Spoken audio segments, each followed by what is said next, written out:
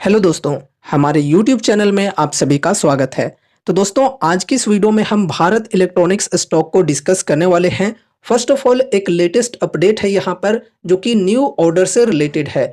आज कंपनी को multiple orders receive हुए हैं, उनके बारे में हम फर्स्ट ऑफ ऑल डिस्कस करेंगे एकदम डिटेल्स में। एंड उसके बाद हम स्टॉक की फंडामेंटल्स, वैल्यूएशन एंड टेक्निकल्स वगैरह को भी डिस्कस करने वाले हैं। तो चलो वीडियो को स्टार्ट करते हैं। देखो यहाँ पर बताई जा रही है BEL receives orders worth 1155 crore. तो दो ऑर्डर्स कंपनी को आज रिसीव हुए हैं एंड टोटल ऑर्डर्स के वैल्यू की बात की जाए तो 1155 करोड़ की बताई जा रही है। चलो ठीक है, अब यहाँ पर हम डिटेल्स में समझते हैं कि लाइक किसने ऑर्डर्स दिए हैं और किस काम के लिए ऑर्डर्स दिए हैं, सब कुछ समझते हैं। Navratna defence public sector undertaking Bharat electronics limited has secured an order worth 850 crore from Cochin shipyard limited. तो कोचिन शिपयार्ड के माध्यम से ये जो ऑर्डर्स हैं ये रिसीव हुए हैं। फर्स्ट ऑर्डर के वैल्यू की बात करें तो 850 करोड़ की बताई जा रही है।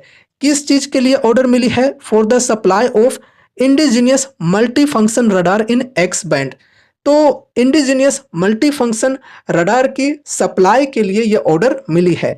This fully indigenous radar designed by DRDO and manufactured by BEL. ये जो रडार है ये डीआरडीओ के द्वारा डिजाइन की गई है और बेल के द्वारा मैन्युफैक्चर की गई है। Is capable of detecting, acquiring and tracking airborne targets to provide protection to naval ships. तो नेवल शिप्स को प्रोटेक्ट करने के लिए ये जो रडार है ये यूज की जाती है। एंड उसके बाद सेकंड ऑर्डर को चलो हम समझते हैं। Additionally BEL has secured orders valued at R S 305 crore following the last disclosure on 22 August 2024 which include navigational complex system for ships, thermal imagers, communication equipment, fire control system, gun control system, spare services etc. With these orders, BEL has now accumulated orders totaling Rs 7075 crore in the current financial year।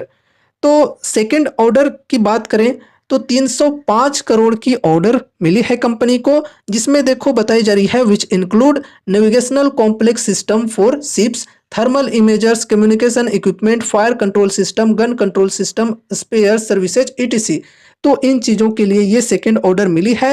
And in सभी चीज़ों को जोड़ने के बाद अगर हम इस financial year की बात करें तो इस फाइनेंशियल ईयर में टोटल ऑर्डर्स कंपनी को मिले हैं 7075 करोड़ के अप्रोक्स। चलो अच्छी बात है। एंड देखो गाइज, ये जो न्यूज आई है ये आज मार्केट आवर में ही आई है, लेकिन कुछ खास इम्पैक्ट फिर भी हमें स्टॉक के अंदर देखने को नहीं मिला है, क्योंकि ओवरऑल डिफेंस सेक्टर के अंदर अभी काफ़ी ज़्यादा सेलिंग की प्रेशर बनी हुई है। ठीक है, इस वजह से कुछ खास इम्पैक्ट हमें देखने को नहीं मिला है। लेकिन हाँ, ओवरऑल ये जो स्टॉक है ग्रीन में आज क्लोजिंग दी है। अब चलो थोड़ा फंडामेंटल्स एंड वैल्यूएशन वगैरह को डिस्कस करते हैं। First of all market cap की बात करें तो 2,10,521 करोड़ की मार्केट कैप है। स्टॉक पी 49.7 की, इंडस्ट्री पी 67.2 की। तो इंडस्ट्री पी के मुकाबले में स्टॉक की पी कम है। चलो ठीक है, अगर हम इसे मीडियन पी से कंपेयर करें तो 5 इयर्स की मीडियन पी है 23.3 की। तो मीडियन पी के मुकाबले में स्टॉक की जो पी है ये ज़्यादा है। अगर हम पीजी रेशियो की बात करें तो पीजी रेशियो भी काफ़ी ज़्यादा देखने को मिला है 3.1 की। तो इसके अनुसार अगर हम देखें तो स्टॉक जो है फिलहाल ओवर वैल्यूड है। फिर यहाँ पर आरओसी के परसेंटेज की बात करें तो 34.6%, आरओई 26.3%। चलो बहुत ही बढ़िया। उसके बाद प्रोमोटर्स होल्डिंग 51.1%, प्लेज परसेंटेज 0 है। चलो ठीक है। करंट प्राइस 288 की, 52 वीक हाई 340 की और लो है 127 की। उसके बाद बुक वैल्यू की बात की जाए तो बुक वैल्यू है 22.3 रुपए की। डेप्ट की बात करें तो डेप्ट है छोटी सी 62.5 करोड़ की और डेप्ट इक्विटी 0.00 देखने को मिल रहा है। कुछ खास डेप्ट नहीं है। और डेप्ट के मुकाबले में फ्री कैश फ्लो की बात की जाए तो फ्री कैश फ्लो कंपनी की काफ़ी बढ़िया है। 4015 करोड़ के अप्रोक्स फ्री कैश है कंपनी के पास। तो कंपनी जब चाहे तब अपने फ्री कैश के माध्यम से डेप्ट से छुटकारा पा सकती है। तो इसलिए हम इसे ऑलमोस्ट डेप्ट फ्री मानकर चल सकते हैं। उसके बाद डिविडेंड यील्ड की बात करें तो 0.76%, फेस वैल्यू 1 रुपए की, ईपीएस है 5.8 रुपए की। ओवरऑल फंडामेंटल्स की बात की जाए तो फंडामेंटल्स ठीक है। वैल्यूएशन थोड़ी सी एक्सपेंसिव है यहाँ पर अगर हम पीजी रेशियो के अकॉर्डिंग देखें तो। अब यहाँ पर चलो टेक्निकल्स को डिस्कस कर लेते हैं। तो देखो टेक्निकल्स के अंदर हमें फिलहाल क्या अपॉर्चुनिटीज मिल रही हैं। तो देखो गाइज, अगर हम 52 वीक हाई के लेवल से करेंट प्राइस जो कि है 288 के अप्रोक्स यहाँ तक की बात करें तो लगभग 14-15% की डिस्काउंट मिल रही है। यहाँ पर ये जो स्टॉक है मतलब 1-2 दिन पहले ये जो स्टॉक है ये गिरकर 275 तक आई थी। यहाँ तक अगर हम डिस्काउंट की बात करें तो लगभग 19-20% की डिस्काउंट मिल रही थी। हमने उस वक्त भी डिस्कस किया था। अगर किसी ने यहाँ पर बाइंग किया होगा 20% की डिस्काउंट के साथ इन्वेस्टमेंट की शुरुआत किया होगा, फर्स्ट एसआईपी किया होगा, तो अभी थोड़ी सी वो ओवरऑल प्रॉफिट में होंगे।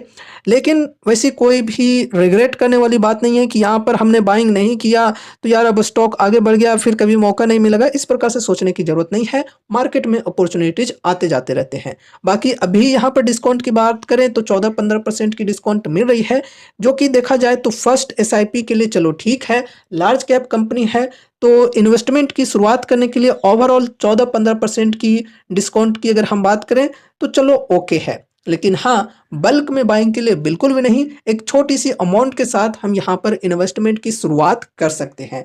फिर अगर यहाँ से गिरावटें कंटिन्यू रही तो हर 5 से 10% की डिप पर ऐड ऑन करके चल सकते हैं, अगर हमें कंपनी के ऊपर पूरा भरोसा है, कंपनी के fundamentals, financials, balance sheet, future growth के ऊपर भरोसा है और हमारा विजन है मिनिमम 3 ईयर्स, 4 ईयर्स, 5 ईयर्स इस प्रकार का।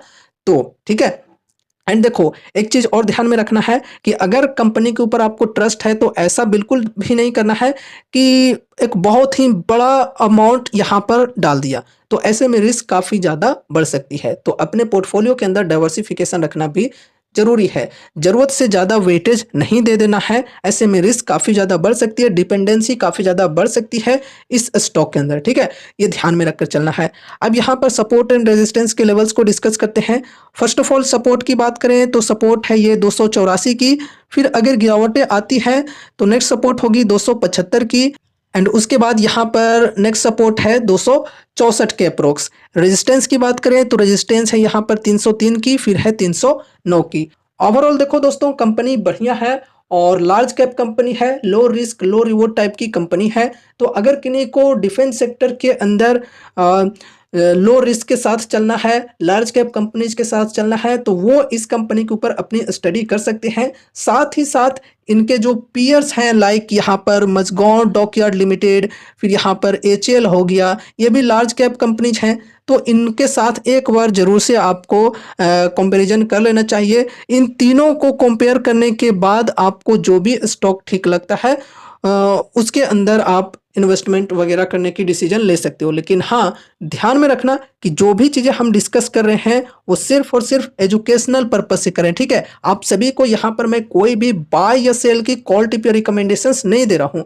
इसलिए इस वीडियो को देखने के बाद अगर आपको कुछ भी इंटरेस्ट लगता है तो फिर आपको अपनी भी कुछ स्टडी एनालिसिस करनी है, या फिर अगर आपके फाइनेंशियल एडवाइजर्स हैं तो उनसे एक बार कंसल्ट जरूर से करना है एंड उसके बाद ही कोई डिसीजंस लेने हैं। ठीक है, तो दोस्तों ये रही हमारी आज की वीडियो। उम्मीद है कि इस वीडियो के माध्यम से आपको कुछ यूजफुल इन्फॉर्मेशन मिले होंगे।